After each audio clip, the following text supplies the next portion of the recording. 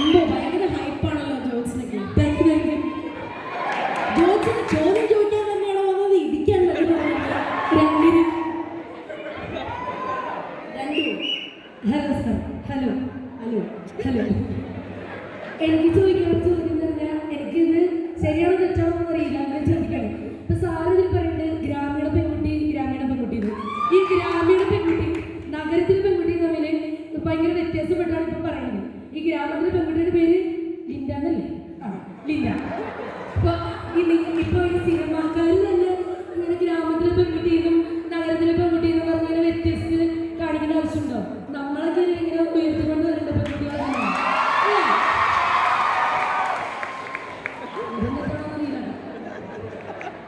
സിനിമയിൽ നമുക്കൊരു ഗ്രാമീണ പെൺകുട്ടിയെ കാണിക്കണമെന്ന് താവണയൊക്കെ പാവടൊക്കെ കാണിച്ചാൽ മതി. പക്ഷെ ഒരു സ്റ്റേജിൽ പറയുമ്പോൾ അത് ആ ഒരു പശ്ചാത്തലം ആണ് ഞാൻ പറഞ്ഞത്. ഒരു ഗ്രാമം എന്ന് പറഞ്ഞത് അതുപോലെ തന്നെ ഗ്രാമം ഒരു അസഭ്യമായ വാക്കാണ്. ഗ്രാമത്തിലെ പെൺകുട്ടി എന്ന് പറയുന്ന ഒരു ഉപയോഗമാണ്. അതെനിക്ക് തോന്നുന്നില്ല. പിന്നെ മാത്രമല്ല, ഗ്രാമപ്രദേശം ഒരുപാട് ഇഷ്ടപ്പെടുന്ന വ്യക്തിയാണ് ഞാൻ.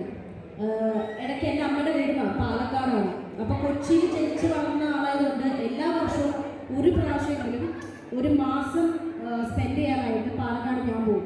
ഇപ്പോഴും ഗ്രാമത്തിൻ്റെ ഭംഗി കാത്തു സൂക്ഷിക്കുന്ന ഇടങ്ങൾ വളരെ കുറവാണ്. എല്ലാം ഈ പീപ്പിൾ പറഞ്ഞ ഓർഗനൈസേഷൻ്റെ ഭാഗമായിട്ട് വന്ന് ഗ്രാമങ്ങളൊക്കെ എവിടെയാണെന്നല്ലേ. അപ്പം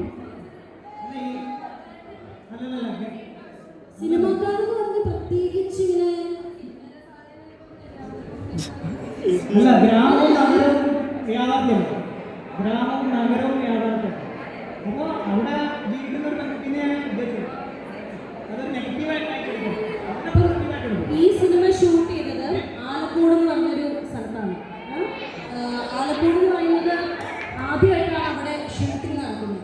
അത് ശരിക്കും ഒരു ഗ്രാമപ്രദേശം തന്നെയാണ്. പക്ഷേ ഇത്രയധികം ബ്യൂട്ടിഫുൾ ആയിട്ട് ഉള്ള ഒരു പ്രദേശം അടുത്തിടെ ഞാൻ കണ്ടിട്ടില്ല. സോ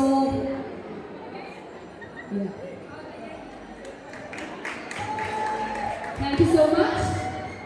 ആസ് പ്രോമിസ് നമ്മുടെ കരിക്ക് എത്തിയിട്ടുണ്ട്.